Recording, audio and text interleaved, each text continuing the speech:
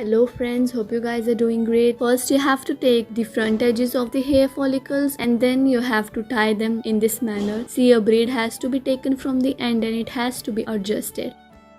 Now make braids like this. After doing that, join them all together in between and the remaining hairs are to be braided in the exact manner as shown. Then take the hair strands of your braided hair and see how beautiful this bun looks. Again, take the front edges of your hairs and then start making this hairstyle as shown in this video by making a braid exactly like this. After making the braid, you have to roll it in the form of a bun.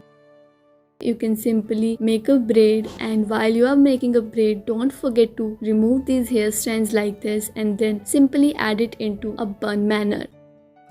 Make a simple thin braids too from the top and then insert them in between. Now use a rubber band like this. Beautiful look. For your next hairstyle, you just have to follow this simple step of braid making and then you can simply obtain this in the form of a beautiful bun like this. Take a ponytail and after that wrap it inside this clutcher and insert it inside it. See how beautiful they all look. Thanks for watching this video. Hope you guys enjoyed it.